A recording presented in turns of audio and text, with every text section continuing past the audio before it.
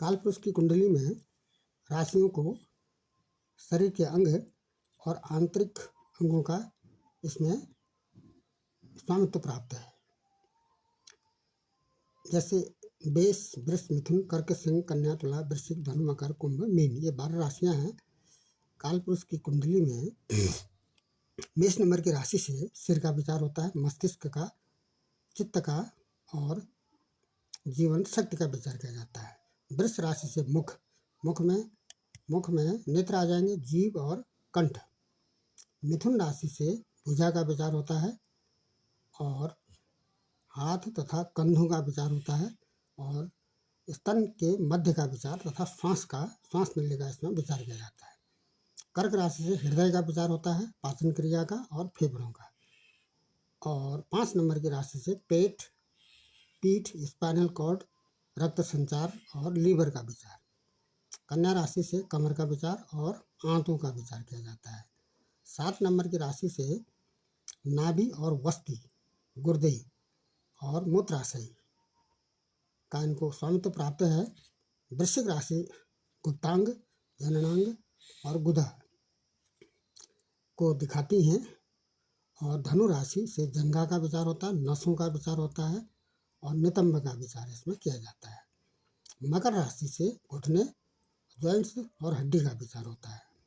कुंभ राशि से पिंडलियों, घुटने से नीचे वाला जो हिस्सा है, एड़ी से ऊपर वाला, उसको नितंब पिंडलियां कहते हैं। इसमें ब्लड सर्कुलेशन और नसों का विचार होता है। और मीन राशि से पाँव, नसें और पाँव की अंगुलियों का विचार और कफ का विचार किया जाता है। अब इसको हम कुंडली में कैसे समझेंगे कि ये जो राशियां हैं इनको किस प्रकार का इसको व्यवस्थित करेंगे, कैसे इसको देखेंगे। ये पत्रिका है कि 14 दिसंबर 1991, समय रात्रि 3 बजे का। ये 15 दिसंबर के AM आएगा। ये कालपुरुष की ये राशियां हैं। कालपुरुष में इसको मेष राशि कहेंगे। ये मेष राशि का स्थान है कालपुरुष में। अब एक यहाँ पर समझना, इस तरह से समझना है, ये तो जन्म का लग्न है और भाव पहला है। ये भाव भी स्थिर रहते हैं। कालपुरुष की कुंडली में ये भाव भी स्थिर रहेंगे, 1, 2, 3, 4। और ये जो पहला जो स्थान है ये मेष राशि का स्थान है। इससे सिर का विचार किया जाता है और चित्त तथा जीवन शक्ति का विचार होता है और मस्तिष्क का विचार किया जाता है। इसको मेष राशि मानते हैं। इसको मेष राशि होगी।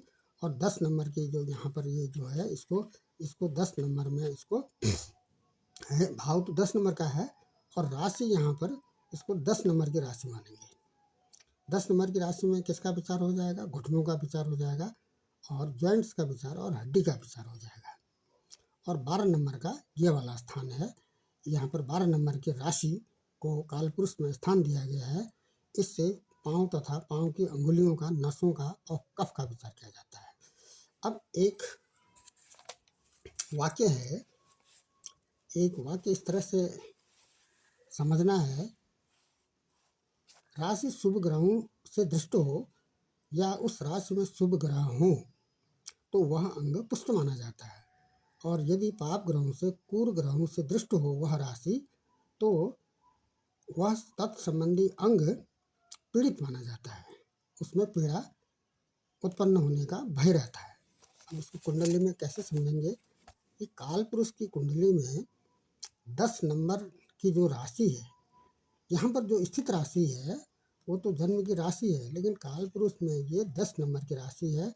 तो मकर राशि में यहाँ पर अगर पाप ग्रह स्थित हों, यहाँ पर नहीं है, कोई ग्रह नहीं है और दृष्टि एक शनि की दृष्टि है, यहाँ पर शनि की 7वीं दृष्टि है।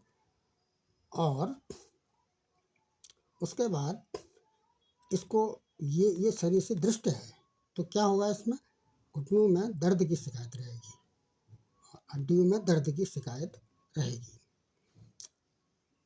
अब दूसरा मान लेते हैं, ये जो 7 नंबर की राशि है, ये कालपुरुष की राशि, यहाँ पर इसको 7 नंबर देंगे।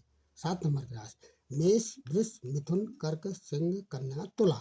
7 नंबर की राशि से कालपुरुष में नाभि और वस्त्र का विचार होता है, गुर्दे का विचार होता है और मूत्राशय का विचार होता है। यहाँ पर शुभ ग्रह की दृष्टि है। शुभ ग्रह कौन?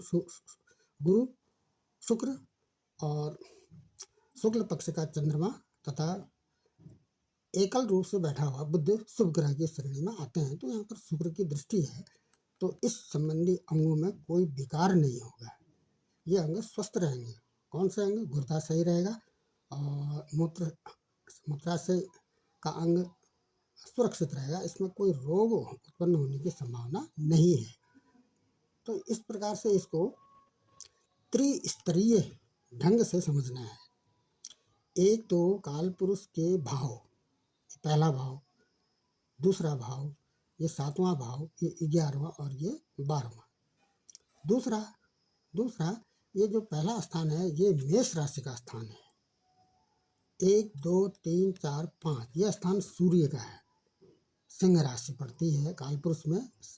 इसको भी 2 तरीकों से समझेंगे।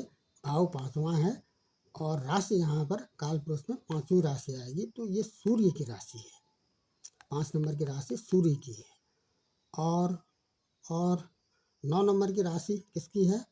9 नंबर की राशि ये है, धनु राशि है। 9 के स्वामी गुरु है। 9 10 11 12 इस स्थान के और इस स्थान के स्वामी गुरु हैं। इसको इस तरह से समझा जाए। इन राशियों को दिखाने का मुख्य आशय ये है कि अध्यापन, अध्ययन, कला, मीडिया और खाद्य विभाग में जॉब या रोजगार मिलने की संभावना व्यक्त की जा सकती है।